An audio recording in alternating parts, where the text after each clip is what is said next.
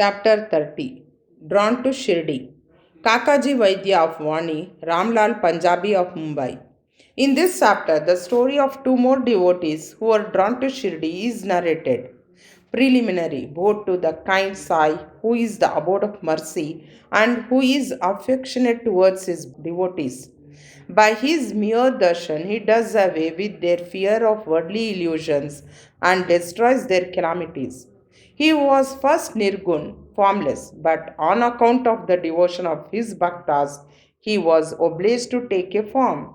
To give liberation, self realization to the bhaktas is the mission of the saints, and for Sai, the chief of them, that mission is inevitable. Those who take refuge in his feet have all their sins destroyed, and their progress is certain. Remembering his feet, Brahmins from holy place come to him and read scriptures and chant the Gayatri mantra in his presence. We who are weak and without any merits do not know what bhakti is, but we know this much that though all others may leave us, Sai won't forsake us. Those whom he favors get enormous strength, discrimination between the unreal and the real, and knowledge. Sai knows fully the desire of his devotees and fulfills the same. Hence, they get what they want and are grateful. So, we invoke him and prostrate ourselves before him. Forgetting all our faults, let him free us from all anxieties. He who, being overcome with the calamities, remembers and prays to Sai, thus will get his mind calm and pacified through his grace. This Sai, the ocean of mercy, says Hematpan favored him, and the result of this is the present work Sai Satcharitra. Otherwise, what qualification had he to undertake this enterprise? But as Sai took all the responsibility, Hemat Pant felt no burden nor any care about this. When the powerful light of knowledge was there to inspire his speech and pen, why should he entertain any doubt or feel any anxiety? Sai got the service in the form of this book done by him. This is due to the accumulation of his merits in the past births, and therefore he thinks himself fortunate and blessed. The following story is not a mere tale, but pure nectar. He who drinks it will realize Sai's greatness and all pervasiveness. Those who want to argue and criticize should not go in for this. What is wanted here is not discussion, but unlimited love and devotion. Learned, devout, and faithful believers are those who consider themselves as servants of the saints, will like and appreciate these stories. Others will take them to be fables. The fortunate bhaktas of Sai will find the Sai Leelas as the Kalpataru. Drinking in or devouring this nectar of Sai Leelas will give liberation to the ignorant jivas, satisfaction to the householders, and a sadhana to the aspirants.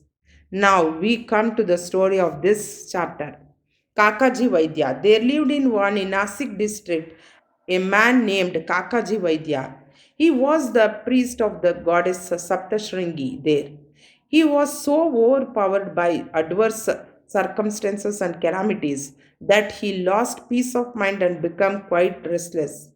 Under such circumstances, one evening he went into the temple of the goddess and prayed on to her from the bottom of his heart and invoked her aid to free him from his anxiety.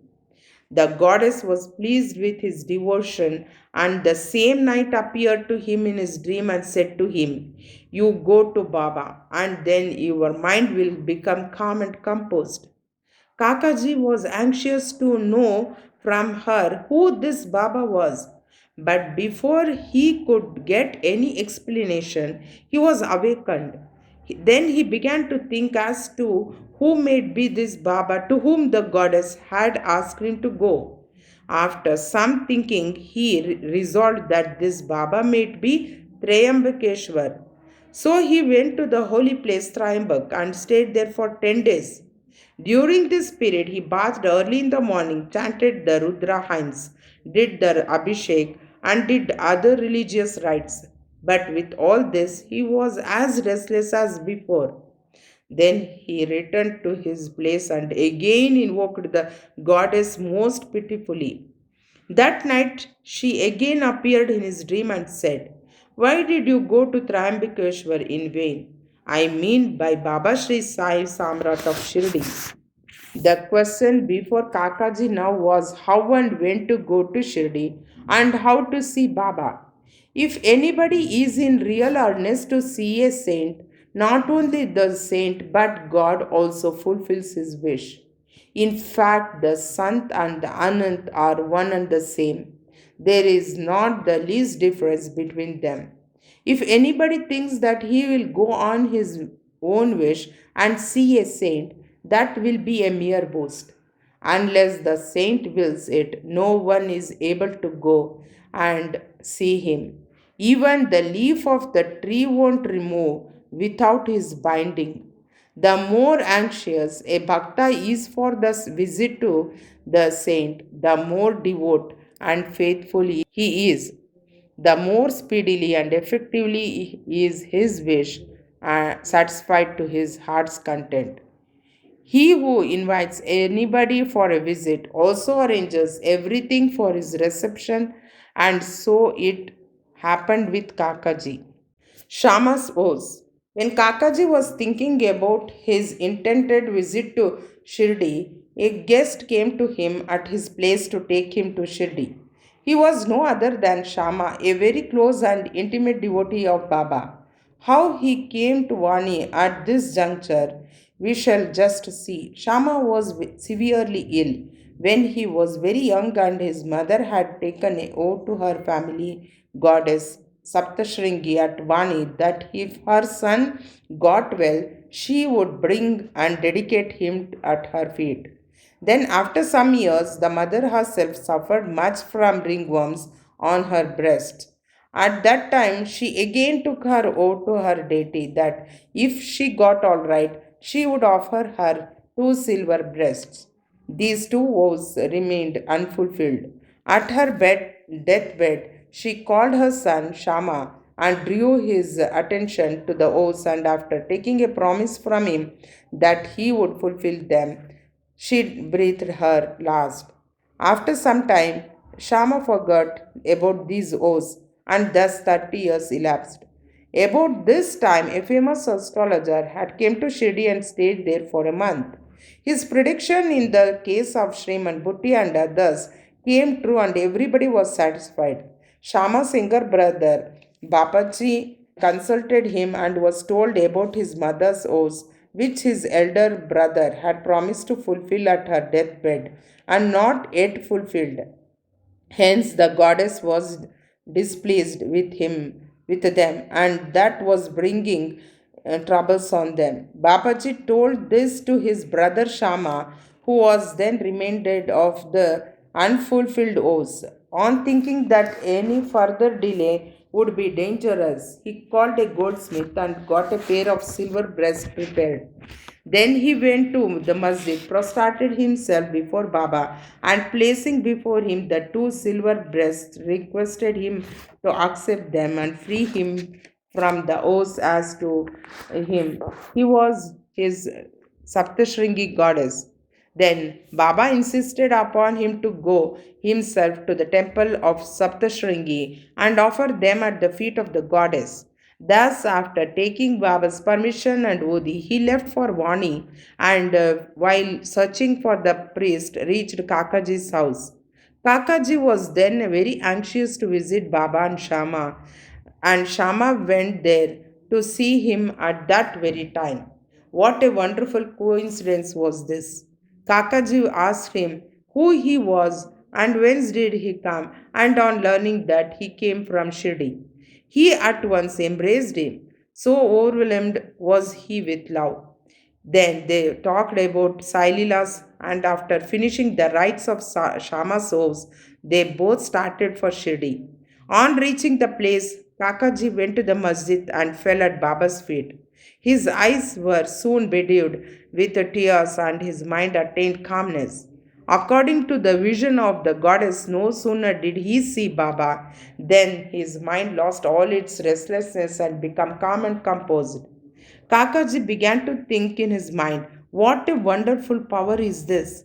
Baba spoke nothing. There was no question and answer, no benediction pronounced.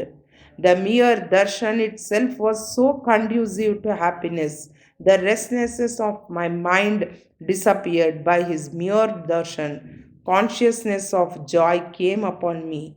This is what is called the greatness of darshan. His vision was fixed on Sai's feet and he could utter no word. Hearing Baba's Leelas, his joy knew no bounds. He surrendered himself completely to Baba, forgot his anxiety and cares, and got undiluted happiness. He lived happily there for 12 days and after taking Baba's leave, Udi and blessings returned home. Kushal Chand of Rahata. It is said that a dream which we get in the wee hours of the morning generally comes out true in the waking state. This may be so, but regarding Baba's dreams, there is no restriction of time. To quote an instance, Baba told Kakasaheb Dikshit one afternoon to go to Rahata and fetch Kushal Chand to Shirdi. As he had not seen him since long, Kaka Sahib accordingly took a tonga and went to Rahata. He met Kushal Chand and gave him Baba's message.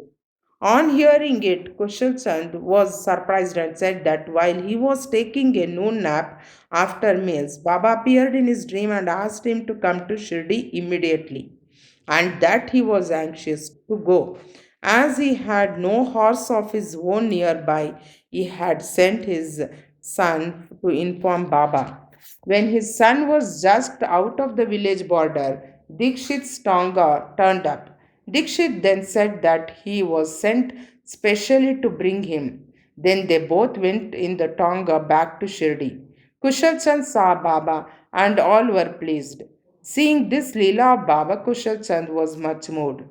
Ramlal Punjabi of Mumbai. Once a Punjabi Brahmin of Mumbai named Ramlal got a dream in which Baba appeared and asked him to come to Shirdi. Baba appeared to him as a Mahant, but he did not know his whereabouts. He thought that he should go and see him, but as he did not have his address, he did not know what to do. But he who calls anybody to him also makes the necessary arrangements for the same. The same happened in this case. The same afternoon, when he was strolling in the street, he saw a picture of Baba in a shop. The features of the Mahant he saw earlier in the dream tallied exactly with those of the picture. Then, on making enquiries, he came to know that the picture was of Sai Baba of Shirdi. He went soon after this to Shirdi and stayed there till his death. In this way, Baba brought his devotees to Shirdi for darshan and satisfied their wants, material as well as spiritual. Both to Sri Sai, peace be to all.